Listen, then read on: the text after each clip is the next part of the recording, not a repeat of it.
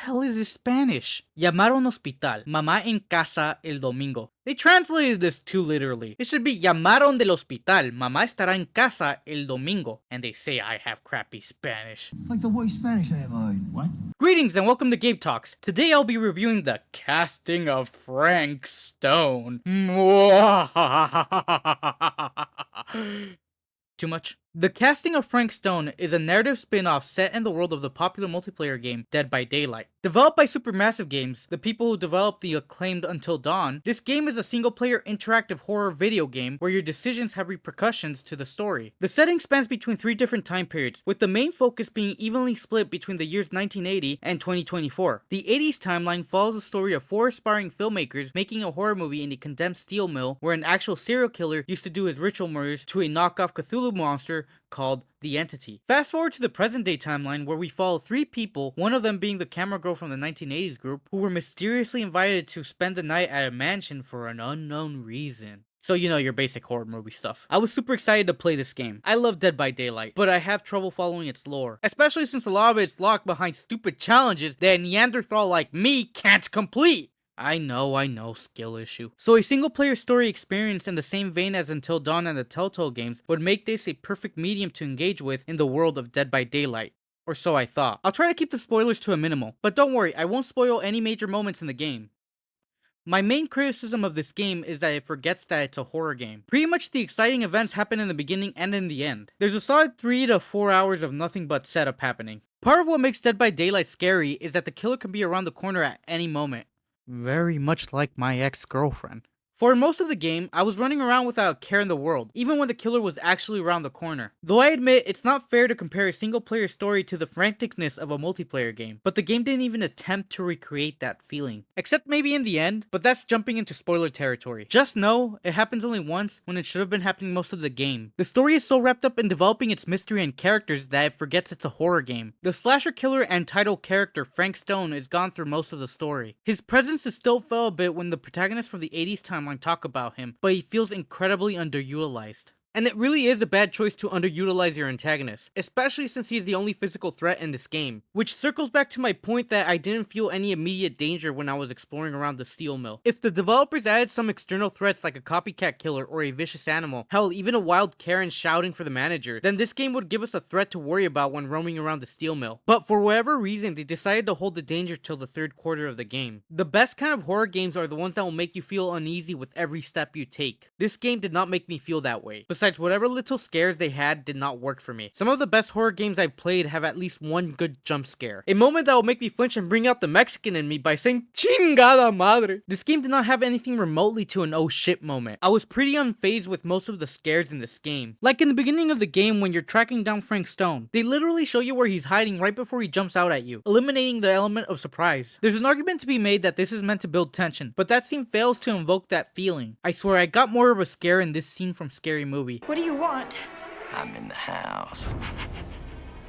Do you know where I am? I could be anywhere. I'm like the wind, baby. Yeah. Where am I? The game makes you spend a lot of time with its characters, which are hit or miss in terms of likability. Most of the casts were not all that compelling. Some of them I found myself straight up rooting for them to get killed. Take this introduction of one of the characters and you tell me if she comes off as likable. What? Uh, You want a piece of me too?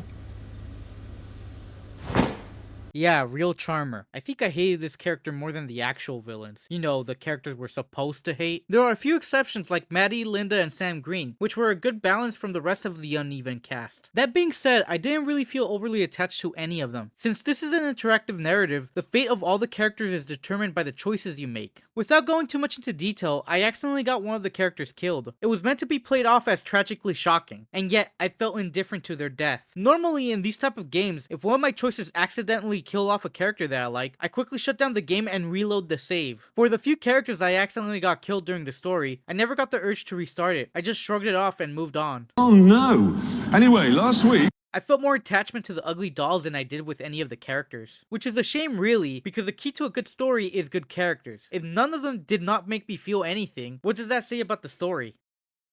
Admittedly, this is more nitpick than criticism, but in Dead by Daylight, you can play as both killer and survivor. It would have been a neat feature and a cool twist to the Supermassive gameplay if the narrative would have let you take control of the killer, at least for some portions of the story. That actually could have helped the dull middle section of the game. It could have happened in a flashback or maybe a change of perspective during the story. Quick tangent, I am really looking forward to when the killer of this game makes his debut on Dead by Daylight. I wasn't feeling him at first, but by the end of the game, he really sold me.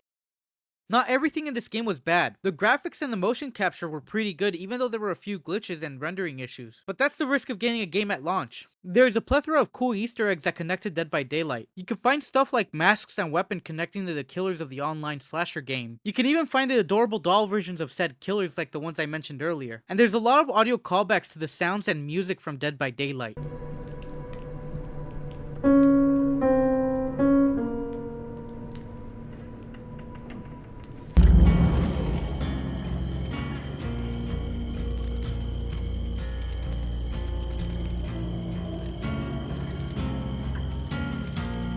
Honestly, discovering these Easter eggs and references were my favorite part of the game. Then there's the level navigation. There will be moments where a prompt will appear with a special symbol that will indicate that you are about to leave an area and you won't be able to come back. I don't know about you guys, but there are a lot of times in video games in general where I get caught up in the exploration of them and I accidentally trigger a cutscene or an in-game moment that will prevent me from going back to the area I was exploring. This is a very handy feature that can give players the opportunity to fully explore a level before progressing through the story. A great feature for completionists. One last thing before I wrap this up. The climax was really exciting, but I won't go into too much detail for fear of accidentally spoiling the ending, which makes me all the more disappointed that the rest of the game did not have the same quality of excitement. If the middle of the game had the same level of thrills as the climax, I would hold this game in a much higher regard. Supermassive Games have shown a lot of love and respect for the Dead by Daylight IP, as evidenced by the Easter eggs and references. I just wish they put that same level of effort into the story. This game really is a good idea on paper, but the lack of thrills and scares in the middle section hurts its execution. I really hope that Behavior, the developers of Dead by Daylight, and Supermassive continue to collaborate together in the future, because there is a lot of potential in exploring the story and world of Dead by Daylight in a single player format. It's just that this game needs more time to cook in the oven. If I had to rate this game,